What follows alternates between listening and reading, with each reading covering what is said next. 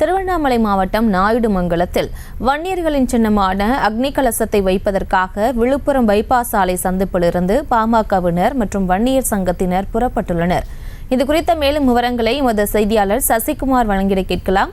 சசிகுமார், வணக்கம். மேலும் விவரம். வணக்கம் பிரியங்கா.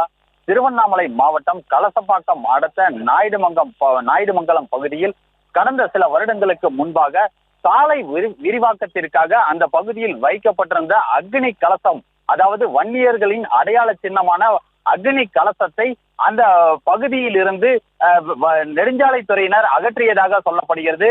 மேலும் அந்த சாலை விரிவாக்க பணிகள் முடிந்த பிறகு அதே இடத்தில் நிறுவப்படும் என்று தெரிவித்திருந்தனர். மீண்டும் கடந்த ஆண்டே அந்த அக்னி கலசத்தை அந்த இடத்தில் வைக்க சென்ற போது, வன்னியர்கள் மற்றும் பாமகவினர் வைக்க சென்ற போது அங்கு ஒரு சலசலப்பானது ஏற்பட்டது.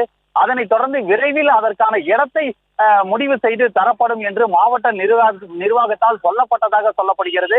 இந்த நிலையில் கடந்த ஒரு வருடமாக தற்போது வரை அந்த இடம் தேர்வு செய்யப்படாததால் கடந்த சில 2 நாட்களுக்கு முன்பு வன்னியர்கள் மற்றும் பாமகவினர் அந்த இடத்தில் அதிகாலையில் அந்த அக்னி கலசத்தை வைத்தனர்.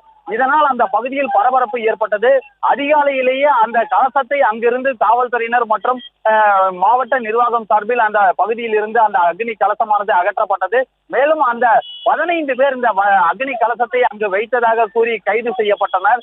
இதனை தொடர்ந்து இன்று வன்னியர் சங்கத்தினர் மற்றும் பாமகவினர் விழுப்புரம் பைபாஸ் சாலையில் இருந்து அந்த கலசத்தை நாயுடுமங்கலம் பகுதியில் நாங்கள் வைத்தே தீர்வோம் என்று கூறி சுமார் 3000த்திற்கும் மேற்பட்டோர் பைபாஸ் சாலையில் சென்று கொண்டிருக்கக்கூடிய அந்த காட்சிகளை தான் நாம் முதல் காட்சிகளாக பார்த்துக் கொண்டிருக்கிறோம். மேலும் பாமகவினர் மற்றும் வன்னியர் சமூகத்தினர் அந்த அக்னி கலசத்தோடு வாகனத்திலும் இருசக்கர வாகனத்திலும் படையெடுத்து செல்லக்கூடிய அந்த காட்சிகளை நாம் பார்த்துக் கொண்டிருக்கிறோம். பிரியங்கா, விவரங்களுக்கு நன்றி சசிகுமார். செய்திகளை உடனுக்குடனும் துல்லியமாகவும் தெரிந்து கொள்ள சப்ஸ்கிரைப் பண்ணுங்க.